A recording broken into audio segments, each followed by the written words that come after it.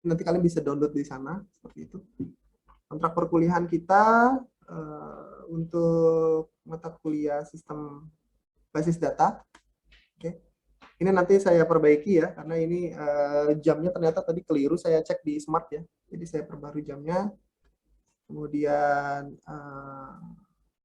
mata kuliah ini beserta dengan deskripsi mata kuliahnya ya. Jadi ada silabus mata kuliah yang dibahas di sini.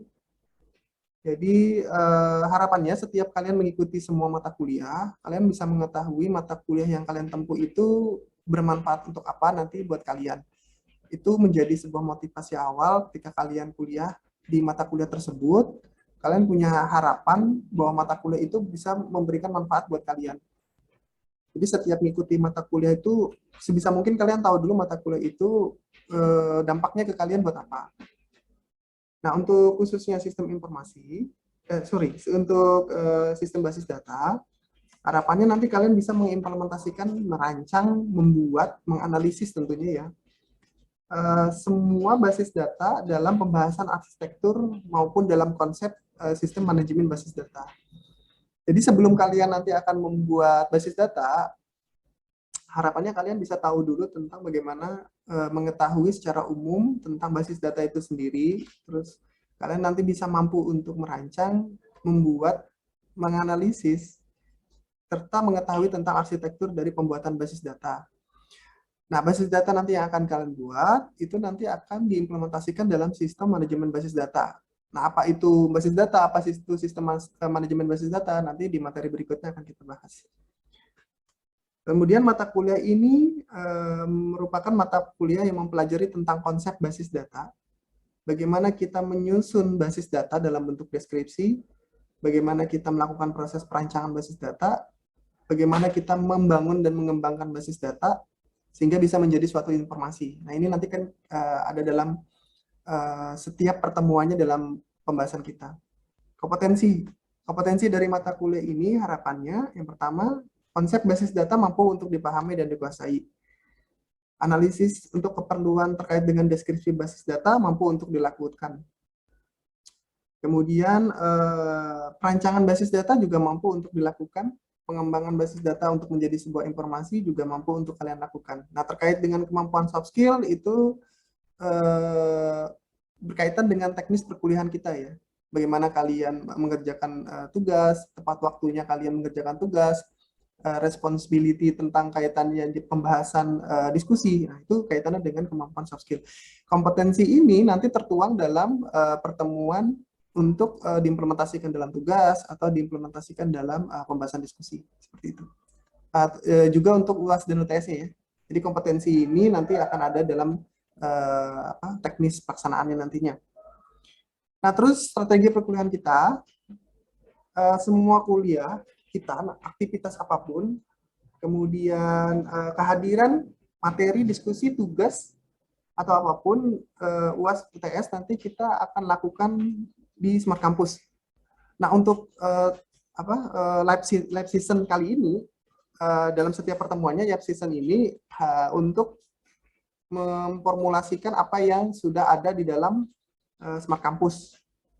Jadi pertemuan tatap muka ini untuk memformulasikan, kemudian untuk menjabarkan kembali secara detail tentang pembahasan yang ada di Smart Campus. Jadi semua materi itu saya letakkan di Smart Campus. Kemudian presensi kehadiran, ada beberapa cara yang saya lakukan untuk mengambil presensi kehadiran. Yang pertama, menggunakan forum diskusi, menggunakan pengerjaan tugas, menggunakan pengerjaan UTS dan UAS. Nah, untuk kali ini saya minta kalian nanti menggunakan forum diskusi ya.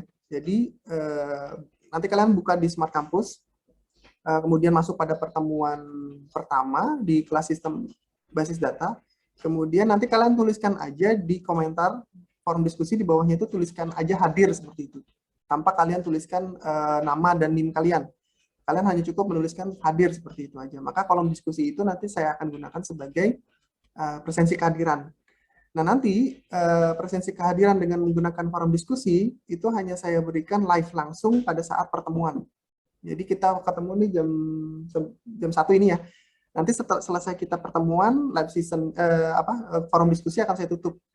Jadi pastikan nanti kalian selama live session ketemu dengan saya menggunakan presensi forum diskusi, itu nanti bisa sambil isi presensinya di kolom format diskusi. Ini cara ini bisa nggak dipahami ya? Kira-kira? Kalau tidak, kalau susah dipahami, Bisa, saya Pak. sambil ngasih tahu lewat Smart itu seperti apa. Kalian tinggal masuk aja di Smart, pilih mata kuliah kalian, kemudian pilih pertemuan 1. Untuk saat ini ya pertemuan 1. Kemudian di bawahnya sudah ada kolom yang kolom diskusi, kolom komentar di bawah itu tinggal kalian tuliskan aja hadir seperti itu. Maka itu saya anggap sebagai sebuah presensi kehadiran kalian. Nah, setelah pertemuan kita selesai hari ini, maka kolom presensi itu saya tutup. Jadi saya anggap bahwa kehadiran hanya pada saat live session seperti ini. Gitu. Ini khusus untuk forum diskusi. Nah, untuk jenis presensi teknis yang lain, di sana pengerjaan tugas, pengerjaan UTS UAS, yaitu pada saat kalian melakukan penguploadan tugas. Jadi tugas yang kalian upload, UTS yang kalian upload untuk dikerjakan, UAS yang kalian upload dan dikerjakan juga. Nah, itu akan menjadi presensi kehadiran. Nah, itu cara yang lain ya, seperti itu. Minimal kehadiran saya harapkan 75% itu minimalnya ya, dari total pertemuan saya terhadap kalian. Kalau total pertemuan saya terhadap kalian itu misalnya hanya 13, berarti 75% dari 13 kali pertemuan. Semua komunikasi perkuliahan kita lakukan di grup WA. Ini draft yang sebelumnya. Jadi kita lakukan di grup WA. Bisa kita langsungkan, bisa kita komunikasi lewat Zoom selama kita melakukan live session. Tapi kalau kita tidak melakukan live session, komunikasi kita bisa lakukan lewat grup WA. Nanti baca aja deskripsinya ya, deskripsi dari grup WA. Jadi itu untuk kenyamanan kita bersama, maka kita buatkan deskripsinya supaya grup kita lancar lah seperti itu untuk berkomunikasi. Ujian susulan hanya saya berikan pada UTS. Jadi saya hanya memberikan ujian susulan hanya pada UTS saja, tidak pada UAS ya. Kemudian remedial disediakan untuk ujian akhir semester. Jadi remedial hanya saya sediakan untuk ujian akhir semester. Jangan ketukar ya ini ya. Kalau untuk ujian susulannya, itu hanya saya berikan pada UTS. Nah, sedangkan untuk remedialnya, itu hanya saya sediakan untuk ujian akhir semester. Nah, remedialnya sendiri hanya diberikan kepada mahasiswa yang telah melakukan pengerjaan UAS. Jadi remedial hanya saya berikan untuk kawan-kawan mahasiswa yang sudah atau telah melaksanakan UAS. Kalau bagi yang belum, ya saya tidak bisa menyediakan remedial. Karena remedial hanya saya sediakan untuk UAS, tapi tidak untuk ujian susulannya. Jadi pastikan kalian untuk ujian akhirnya benar-benar hadir untuk mengerjakan. Kemudian dosen mata kuliah itu berhak untuk menentukan mahasiswa yang dapat remedial. Jadi kalau saya anggap mahasiswa yang bersangkutan itu wajib untuk remedial, maka akan saya berikan remedial. Tapi apabila mahasiswa yang bersangkutan, saya rasa tidak perlu untuk mengerjakan remedial, karena saya anggap misalnya nilainya sudah tercukupi, maka saya tidak memberikan remedial. Begitu ya? Bisa dipahami ya? Paham, Pak. Oke. Paham, Pak. Oke, selanjutnya. Ya. Baik, selanjutnya. Nah, berdasarkan ketentuan yang ada, satu SKS itu terpenuhi 170 menit per minggu per semester. Jadi sebenarnya untuk satu SKS itu dilakukan selama 170 menit per minggu per semester. Nah, ini bisa dimengerti nggak ini ya? Jadi setiap minggunya untuk satu semester itu wajib kita penuhi untuk satu SKS adalah sebanyak 170 menit. Untuk satu SKS ya. Untuk satu SKS itu 170 menit. Itu artinya karena kita 3 SKS ya, benar ya? Itu artinya karena kita 3 SKS, berarti 3 SKS dikalikan 170 menit, berarti 510 menit, atau dikonversikan dalam bentuk jam, berarti 8,5 jam per minggu per semester. Ya, 8,5 jam per minggu per semester. Nah, faktanya kita tidak bisa melakukan perkuliahan selama ini ya. Faktanya kita tidak bisa melakukan kuliah selama ini. Sehingga yang efektifnya itu akan saya lakukan 60-120 menit, kita lakukan tatap muka atau live session. Oke. Kemudian sisanya itu adalah penugasan. Jadi kurang lebih sekitar 390 menit sampai dengan 450 menit itu saya akan berikan dalam bentuk penugasan. Ya, seperti itu. Walaupun faktanya ketika saya memberikan tugas, misalnya hari Kamis ya, ini misalnya hari Kamis, faktanya saya ngasih tugas biasanya seminggu. Jadi durasi pengerjaan tugas jauh lebih banyak dari alokasi yang disediakan. Ya, seperti itu. Kemudian materi bacaan, kalian nanti bisa cek di internet. Itu menggunakan buku fundamental database. Ini edisi keempat ya, tapi edisi kedua standar, edisi kedua bisa kalian cari. Itu punyanya apa namanya, Ermasi sama Netly. Nah, terus ada juga punyanya Edison Wesley.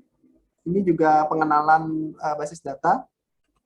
Kemudian untuk yang edisi Indonesianya ada punya Fatasyah. Ini basis data juga. Kalian cari edisi revisinya. Itu di Perpus juga ada. Atau mau ini kalian search di internet bisa. Biasanya ini punyanya Fatasyah sama punyanya Fatasyah ya, punyanya Fatasyah itu.